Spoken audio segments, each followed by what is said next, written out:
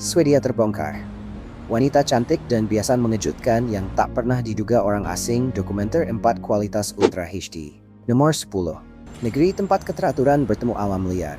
Selamat datang di Swedia, sebuah negara tempat kehidupan ultra modern dan ketenangan kuno hidup berdampingan dalam keseimbangan yang sempurna. Dengan luas sekitar 405.295 km persegi, Swedia adalah negara terbesar kelima di Eropa. Namun hanya sekitar 10,6 juta orang yang tinggal di sini. Pemandangannya terasa hampir tidak nyata. Sekitar 69% wilayah Swedia ditutupi hutan, sementara danau membentang di lebih dari 9% wilayah negara ini. Penduduk lokal sering bercanda bahwa hanya dengan menghirup udara Swedia saja sudah terasa menyehatkan. Musim dingin berlangsung panjang, gelap, dan membekukan, sementara musim panas berlalu cepat seperti mimpi. Namun alam tidak pernah kehilangan keindahannya. Hutan tanpa akhir, danau sebening cermin, alam liar bersalju, dan langit utara yang bercahaya menciptakan pemandangan yang terasa tidak tersentuh oleh waktu. Secara ekonomi, Swedia tampil jauh melampaui harapan. Dengan perkiraan produk domestik bruto sekitar 660 miliar dolar pada tahun 2025, negara ini melahirkan merek global seperti Volvo, IKEA, Spotify, H&M, dan Minecraft. Permainan terkenal yang dimainkan di seluruh dunia. Swedia juga menciptakan sabuk pengaman 3 titik pada tahun 1959, sebuah inovasi yang telah menyelamatkan jutaan nyawa. Namun kesuksesan tenang negara ini mungkin berasal dari sesuatu yang lebih dalam daripada kekayaan atau teknologi. Meskipun Swedia termasuk anggota Uni Eropa, negara ini tetap menggunakan mata uangnya sendiri, yaitu krona Swedia, dan hampir menjadi masyarakat tanpa uang tunai. Dari kedai kopi hingga stasiun kereta, hampir semua pembayaran dilakukan hanya dengan sentuhan kartu atau pemindaian kode QR. Di balik gaya hidup modern ini terdapat jantelajen, aturan sosial tidak tertulis yang mengajarkan orang agar tidak merasa lebih unggul daripada orang lain. Nilai ini mendorong kesederhanaan, rasa hormat, dan keseimbangan, bukan persaingan yang berisik atau pamer berlebihan. Pola pikir itulah yang membuat Swedia terasa tenang, setara, dan percaya diri secara diam-diam. Jadi bersiaplah menjelajahi negeri matahari tengah malam, sejarah Viking, hutan beku, wanita cantik, dan tradisi menarik yang tidak akan Anda temukan di tempat lain di Eropa. Dan sebelum kita melanjutkan, coba beritahu saya ini. Dari negara mana Anda sedang menonton sekarang? Jika Anda punya kesempatan tinggal di Swedia selama 1 tahun, apakah Anda akan menjawab ya atau tidak? Nomor 9. Culture shock yang akan Anda hadapi di Swedia. Jika Anda pernah pindah ke Swedia, bersiaplah menghadapi satu hal yang mengejutkan, keheningan. Ada pepatah terkenal di Swedia, berbicara itu perak, tetapi diam itu emas. Dan orang Swedia benar-benar menjalani prinsip tersebut. Orang-orang di sini nyaman dengan suasana sunyi. Mereka lebih suka mendengarkan daripada memotong pembicaraan, mengamati daripada terus berbicara. Dan ketika akhirnya berbicara, mereka langsung menuju inti pembicaraan. Tidak ada basi palsu atau percakapan kecil yang tidak perlu. Saya pernah bekerja dengan seorang manajer asal Swedia selama hampir 2 bulan sebelum sadar bahwa saya bahkan tidak tahu nama lengkapnya. Ia jarang berbicara, hanya mengangguk, mengatakan hey, yang berarti halo, lalu kembali bekerja sambil memakai headphone. Di Swedia itu terasa sepenuhnya normal. Anda akan merasakan suasana yang sama di bus dan kereta. Sebagian besar penumpang duduk sendiri dalam diam sambil menatap keluar jendela dengan tenang. Jika seseorang duduk di sebelah Anda karena bus penuh, mereka sering pindah begitu ada kursi kosong lain. Itu bukan tindakan kasar. Itu hanyalah ruang pribadi ala Swedia. Namun ada satu tradisi yang cukup kuat untuk memecah keheningan, fika. Fika bukan sekadar kopi. Ini hampir seperti ritual nasional.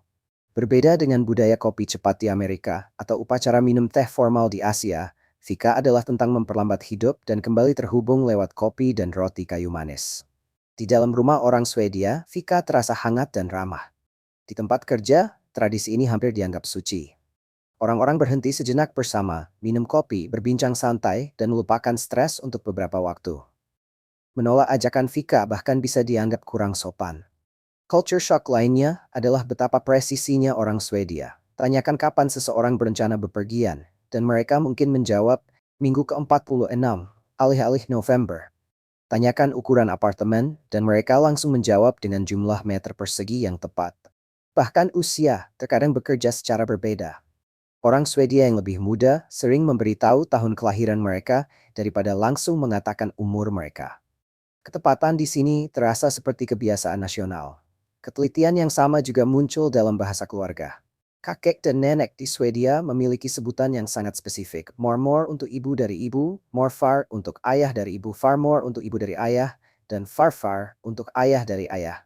Empat kata berbeda karena kejelasan sangat penting bagi mereka. Lalu muncul satu konsep penting lain di Swedia, lagom. Lagom berarti secukupnya. Tidak terlalu banyak, tidak terlalu sedikit. Filosofi ini membentuk kehidupan masyarakat Swedia di mana-mana, mulai dari desain rumah, kebiasaan belanja, budaya kerja, hingga makanan. Orang Swedia percaya bahwa kebahagiaan datang dari keseimbangan, bukan dari berlebihan.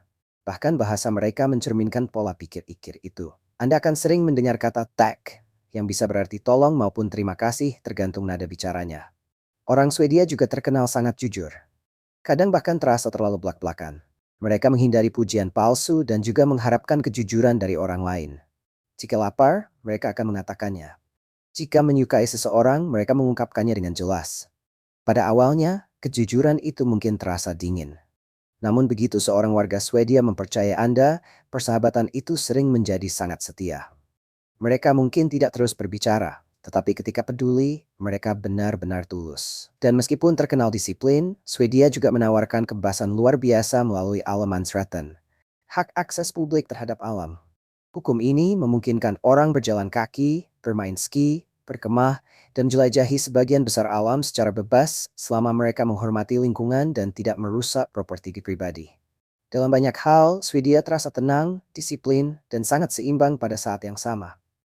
Dan sekarang saya ingin bertanya kepada Anda, apakah Anda pernah mengalami culture shock saat bepergian ke luar negeri?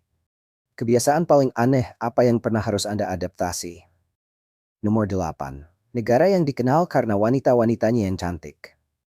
Jika Anda pernah melihat foto-foto dari Swedia, Anda mungkin memperhatikan hal yang sama seperti yang sering disebut banyak wisatawan.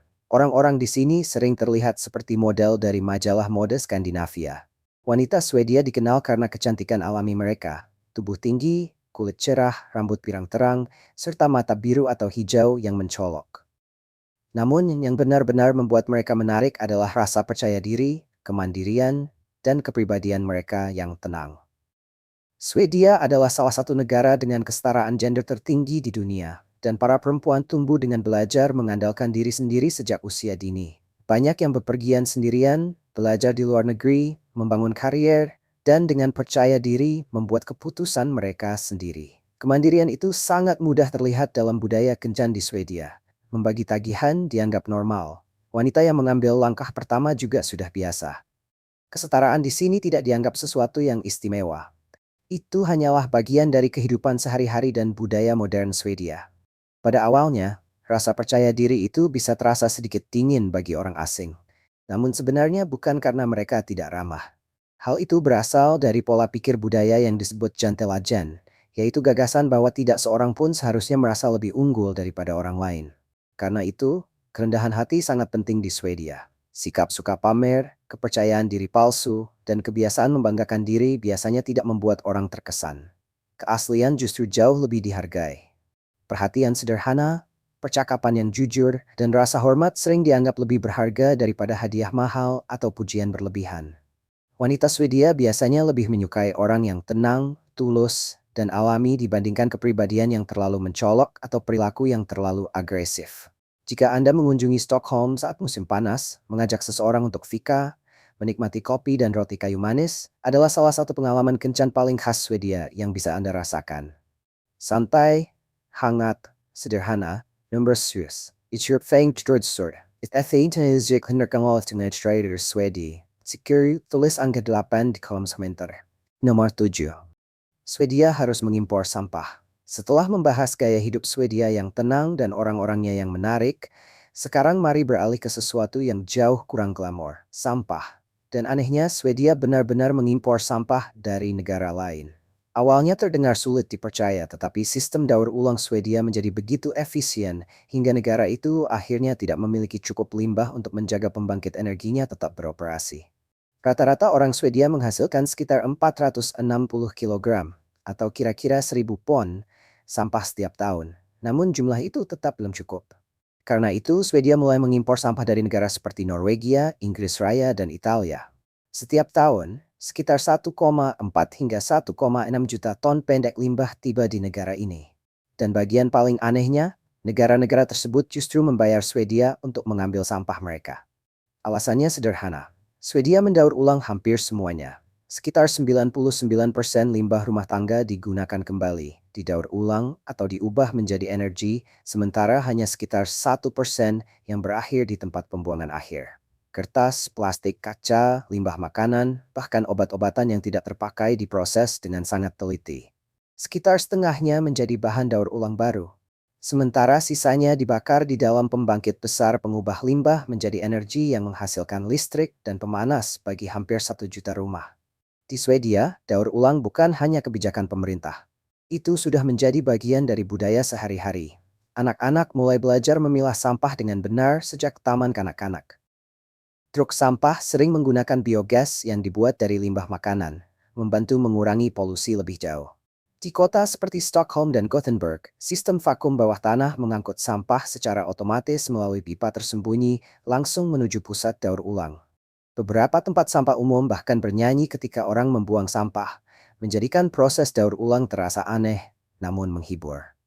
Di dalam fasilitas daur ulang Swedia, teknologinya terasa futuristik. Cakar robot raksasa mengangkat gunungan sampah sementara sensor dan laser memisahkan berbagai material dengan presisi luar biasa. Mesin menangani sebagian besar pekerjaan berat sementara para pekerja mengawasi sistem dengan hati-hati. Karena prosesnya bekerja sangat efisien, banyak negara kini mempelajari model daur ulang Swedia dengan harapan dapat menirunya. Tentu saja, tidak ada negara yang sempurna. Pada tahun 2025, seorang eksekutif perusahaan limbah Swedia dijatuhi hukuman penjara setelah secara ilegal mengubur lebih dari 200.000 ton limbah industri. Meski begitu, Swedia terus berinvestasi besar dalam energi terbarukan, transportasi listrik, dan perlindungan lingkungan.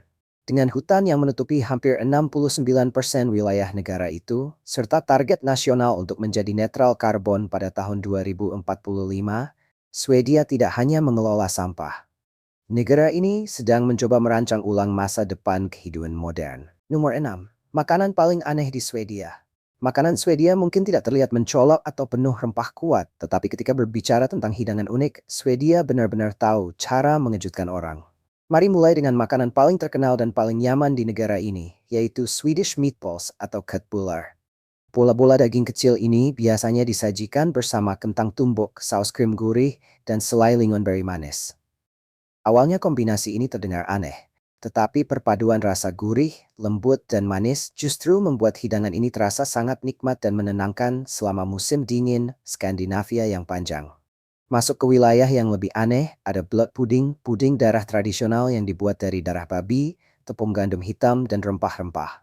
Hidangan ini dipotong tipis, digoreng hingga renyah, lalu biasanya disajikan bersama selai lingonberry. Bagi banyak orang Swedia, makanan ini terasa penuh nostalgia dan masih sering muncul dalam menu makan siang sekolah.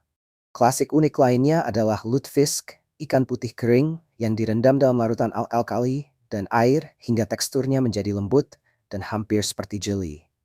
Penampilannya yang transparan sering membuat wisatawan pertama kali merasa terkejut, tetapi hidangan ini tetap menjadi makanan penting saat liburan dan biasanya disajikan bersama kentang serta saus putih krim. Lalu ada salah satu makanan dengan tampilan paling aneh di Swedia, yaitu smörgåstårta. Sekilas makanan ini terlihat persis seperti kue ulang tahun yang dihias cantik. Namun di dalamnya terdapat lapisan roti berisi udang, salmon, telur, mayones, dan irisan daging dingin. Hidangan ini sangat populer dalam pesta dan perayaan keluarga, meskipun memotong kue seafood terasa sedikit surrealis bagi banyak orang. Namun, tantangan sebenarnya adalah surströmming yang sering disebut sebagai salah satu makanan paling bau di dunia. Ikan haring Baltik yang difermentasi ini menghasilkan aroma sangat kuat hingga banyak orang membandingkannya dengan campuran telur busuk, produk susu basi, dan karet terbakar. Ikan tersebut difermentasi di dalam kaleng, dan tekanannya bisa menjadi sangat tinggi sampai kalengnya sering menggembung keluar.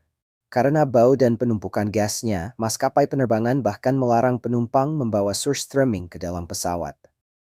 Bahkan banyak orang Swedia sendiri lebih memilih membukanya di luar ruangan. Terakhir ada räkmunk, panekuk kentang renyah yang biasanya disajikan bersama daging babi dan lingonberry. Seperti banyak hidangan Swedia lainnya, makanan ini sederhana, mengenyangkan, dan dirancang untuk membantu orang bertahan menghadapi musim dingin panjang di wilayah utara. Setelah mencicipi semuanya, mulai dari bakso hangat yang menenangkan hingga ikan fermentasi yang cukup kuat untuk mengosongkan satu ruangan, Anda mungkin berpikir Swedia sudah mencapai puncak keanehan kuliner. Namun yang lebih mengejutkan lagi, negara ini bahkan menciptakan sebuah museum khusus yang didedikasikan untuk makanan aneh dari seluruh dunia dan tradisi makan unik berbagai budaya. Nomor 5. Museum Makanan Menjijikkan. Selamat datang di Malmö, rumah bagi salah satu museum paling aneh di dunia, yaitu Disgusting Food Museum. Ini bukan tempat untuk lukisan terkenal atau sejarah kuno. Di sini tantangan sebenarnya adalah apakah perut Anda mampu bertahan menghadapi pengalaman tersebut. Dibuka pada tahun 2018, museum ini memiliki luas sekitar 400 meter persegi dan menampilkan hampir 80 hidangan unik dari lebih dari 35 negara.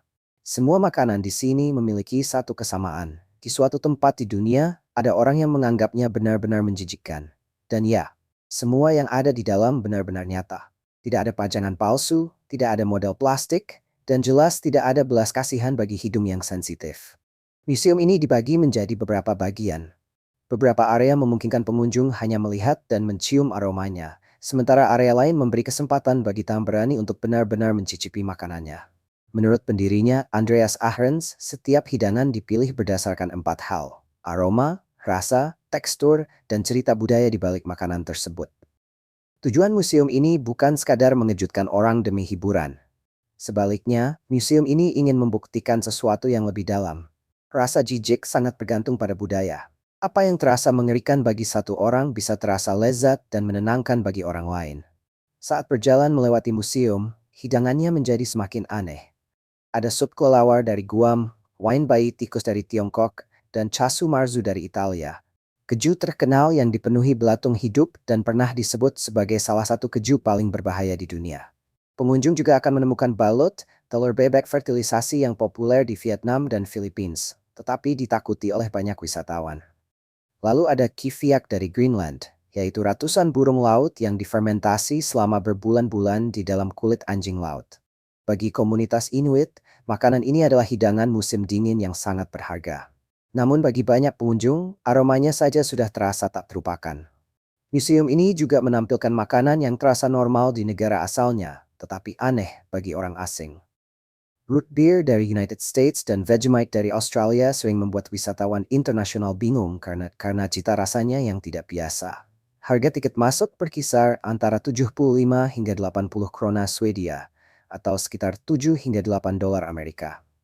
Sebagian besar orang keluar sambil tertawa, merasa mual, atau sedikit jijik. Tetapi hampir semua pengunjung pulang dengan cara pandang baru tentang makanan, budaya, dan bagaimana selera sangat dipengaruhi oleh tempat seseorang dilahirkan. Nomor 4. Kebiasaan unik yang sulit dipercaya benar-benar ada sekilas. Swedia terasa tenang, teratur, dan hampir tampak sangat sempurna. Namun setelah menghabiskan waktu di sana, Anda mulai menyadari kebiasaan-kebiasaan kecil dalam budaya mereka yang membuat orang asing berhenti sejenak dan bertanya, apakah ini benar-benar normal? Ambil contoh pola pengasuhan anak. Sweden menjadi negara pertama di dunia yang melarang hukuman fisik terhadap anak pada tahun 1979.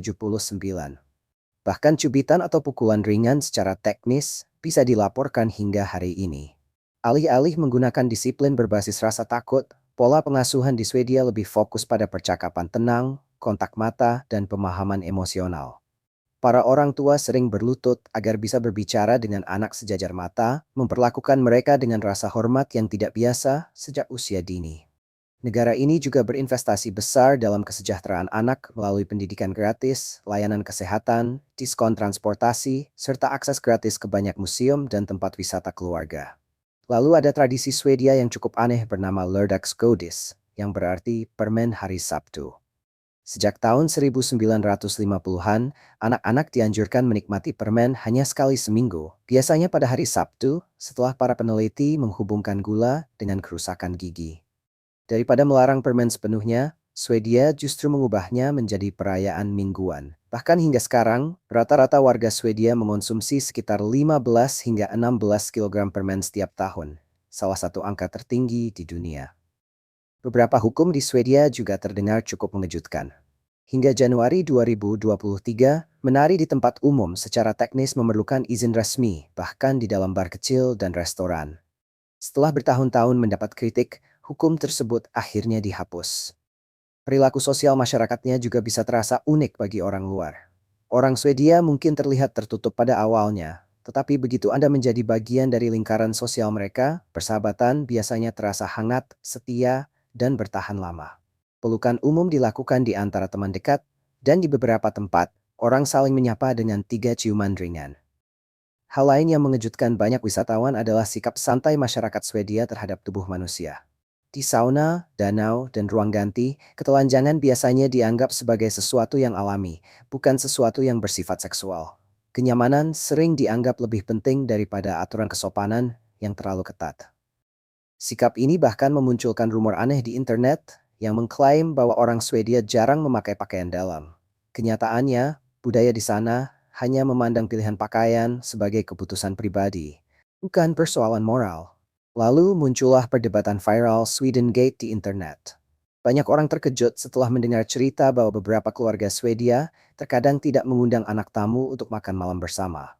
Anehnya, rumor tersebut memang memiliki sedikit kebenaran. Secara tradisional, beberapa keluarga menghindari memberi makan tamu karena mereka tidak ingin mengganggu rutinitas makan malam keluarga lain di rumah. Namun saat ini, kebiasaan tersebut sudah jauh lebih jarang ditemukan, terutama di kalangan generasi muda. Swedia mungkin terlihat biasa dan mudah dibak dari luar, tetapi kebiasaan-kebiasaan kecil yang tenang inilah yang membuat negara itu terasa sangat khas Swedia. Nomor 3. Mengapa Swedia disebut negara bahagia? Ketika orang menyebut Swedia sebagai salah satu negara paling bahagia di dunia, itu bukan sekadar slogan. Sebagian besar kebahagiaan tersebut datang dari sistem kehidupan mereka sendiri. Di Swedia, kenyamanan dan rasa aman sudah menjadi bagian dari kehidupan sehari-hari sejak masa kecil hingga masa pensiun. Semuanya dimulai dari kebijakan keluarga. Ketika bayi lahir, para ayah mendapatkan cuti berbayar, sementara orang tua terus menerima tunjangan dalam waktu lama setelahnya. Hingga anak mulai bersekolah, orang tua secara hukum diperbolehkan mengurangi jam kerja mereka dari 8 jam menjadi 6 jam per hari. Jika seorang anak sakit, orang tua dapat tinggal di rumah dengan cuti berbayar sampai anak berusia 12 tahun. Keluarga juga menerima bantuan keuangan bulanan untuk anak-anak di bawah usia 16 tahun. Membantu mengurangi tekanan ekonomi bagi banyak rumah tangga dan membuat kehidupan keluarga terasa lebih stabil secara finansial. Sistem dukungan ini terus berlanjut sepanjang hidup. Pendidikan gratis tersedia hingga usia 18 tahun, dan orang-orang yang kesulit mencari pekerjaan dapat menerima tunjangan pengguguran atau bantuan kerja dari pemerintah. Budaya kerja di Swedia juga terasa sangat berbeda. Bekerja berlebihan terus-menerus tidak dianggap sebagai simbol kesuksesan. Beberapa perusahaan bahkan mencoba sistem kerja 6 jam sehari karena percaya bahwa pekerja yang lebih bahagia seringkali menjadi lebih produktif. Masa pensiun juga menjadi alasan mengapa banyak orang merasa aman. Swedia memiliki salah satu sistem pensiun yang lebih kuat di Eropa, membuat masa tua terasa kurang menegangkan bagi banyak warganya. Tentu saja, semua ini sangat bergantung pada pajak. Orang dengan penghasilan tinggi dapat membayar pajak dalam jumlah besar, tetapi banyak warga Swedia menerimanya karena mereka benar-benar merasakan manfaatnya dalam kehidupan sehari-hari. Namun, kebahagiaan di Swedia bukan berarti tanpa masalah. Dalam beberapa tahun terakhir, negara ini menghadapi peningkatan kekerasan geng, ketegangan sosial, inflasi, dan biaya hidup yang terus naik sehingga memengaruhi keluarga-keluarga rentan. Kemudian pada tahun 2024, NATO secara resmi menerima Swedia sebagai anggota, mengakhiri lebih dari 200 tahun netralitas negara tersebut. Keputusan ini memicu perdebatan besar tentang keamanan, identitas nasional, dan masa depan negara itu. Meski begitu, banyak orang masih melihat Swedia sebagai bukti bahwa kepercayaan, stabilitas, dan dukungan sosial yang kuat dapat menciptakan bentuk kebahagiaan yang sangat berbeda. Nomor 2. Biaya hidup di Swedia. Sekarang mari membahas hal yang membuat banyak pengunjung lebih terkejut daripada musim dingin Swedia. Harga-harganya.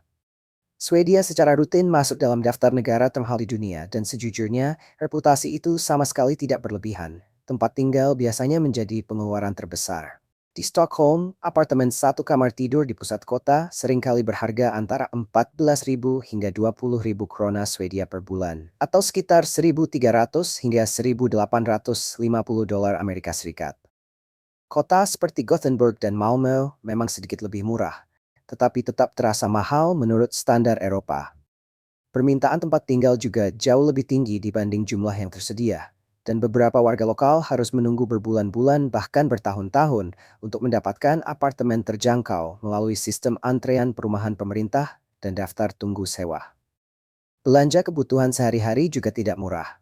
Seseorang yang memasak sendiri di rumah dapat menghabiskan sekitar 800 hingga 1.000 krona setiap minggu.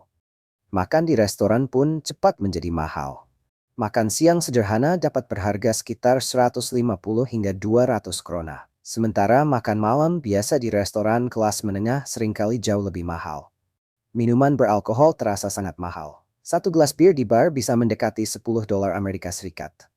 Salah satu penyebabnya adalah sistem penjualan alkohol milik negara Swedia yang disebut sistem Bolaget, yang tutup lebih awal dan tidak buka pada hari Minggu.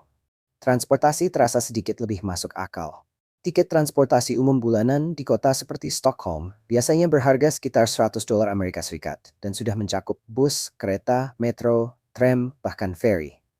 Karena harga bahan bakar tetap sangat tinggi, banyak orang lebih mengandalkan sepeda dan transportasi umum daripada mengemudi. Tagihan seperti listrik, pemanas, air, dan internet juga menambah biaya bulanan yang cukup besar bagi sebagian besar rumah tangga dan penyewa apartemen di seluruh negeri. Terutama selama musim dingin yang panjang dan membeku ketika pemanas menjadi sangat penting. Namun inilah bagian yang mengubah seluruh sudut pandang. Layanan kesehatan bersifat universal dan relatif terjangkau. Pendidikan mendapat subsidi besar, biaya penitipan anak tetap rendah, dan layanan publik sangat dapat diandalkan. Pajak di Swedia memang sangat tinggi, terutama bagi mereka yang berpenghasilan besar, tetapi banyak warga menerimanya karena mereka mendapatkan rasa aman, kota yang bersih, infrastruktur kuat, dan keseimbangan hidup, serta pekerjaan yang sangat baik sebagai gantinya.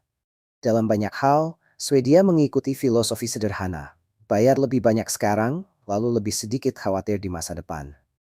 Jadi apa yang akan Anda pilih? Menyimpan lebih banyak uang hari ini, atau menukar sebagian darinya demi stabilitas jangka panjang dan ketenangan hidup? Nomor 1. Festival yang menunjukkan Swedia yang sebenarnya. Jika Anda benar-benar ingin memahami Swedia, jangan mulai dari museum. Ikuti festival-festivalnya. Semuanya dimulai dengan Valborg atau Malam Walpurgis pada tanggal 30 April. Di seluruh Swedia, terutama di kota universitas seperti Uppsala dan Lund, orang-orang berkumpul di sekitar api unggun raksasa.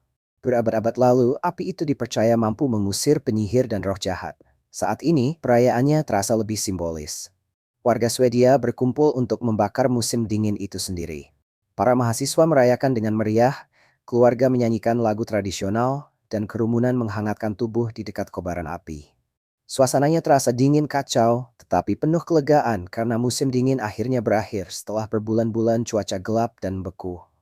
Beberapa minggu kemudian datanglah perayaan paling dicintai di Swedia, Midsummer. Di ladang pedesaan dan taman kota, orang-orang mengenakan pakaian putih, memakai mahkota bunga, dan menari mengelilingi tiang maypole yang dihias sambil menyanyikan lagu rakyat tradisional. Tidak seperti festival di banyak negara lain, tidak ada konser besar ataupun pesta kembang api. Keindahan Midsummer justru berasal dari kesederhanaan, alam, dan kebersamaan. Bagi banyak warga Swedia, ini adalah hari paling penting sepanjang tahun, dan menjadi bagian besar dari identitas nasional mereka. Saat musim panas mulai memudar, suasana Swedia kembali berubah. Pada bulan Agustus, pesta udang karang mulai muncul di taman dan rumah-rumah tepi danau. Para tamu mengenakan topi kertas lucu, memakan udang karang dengan tangan mereka, dan bersama-sama menyanyikan lagu minum dengan suara keras. Suasananya menjadi berantakan, ramai, dan sengaja dibuat konyol. Salah satu dari sedikit momen ketika warga Swedia yang biasanya pendiam berubah menjadi sangat santai dan penuh keceriaan bersama keluarga serta teman-teman. Kemudian di Lapland, Swedia, alam menciptakan perayaan terakhirnya sendiri. Orang-orang berdiri diam di tengah salju tebal sambil menunggu cahaya utara muncul di langit Arktik. Dalam banyak hal, festival-festival di Swedia memperlihatkan karakter negara itu jauh lebih baik daripada panduan wisata manapun. Saya harap Anda menyukai video hari ini. Jika ya, jangan lupa untuk menekan tombol suka dan berlangganan saluran ini agar tidak ketinggalan video menarik berikutnya. Dukungan Anda membantu kami terus membuat konten yang semakin baik. Pastikan juga untuk menonton video berikutnya yang muncul di layar. Saya yakin Anda akan menyukainya. Jangan lupa untuk meninggalkan komentar dengan menyebutkan negara yang ingin Anda jelajahi di masa depan. Snarriks the at stational third supaya prefeast.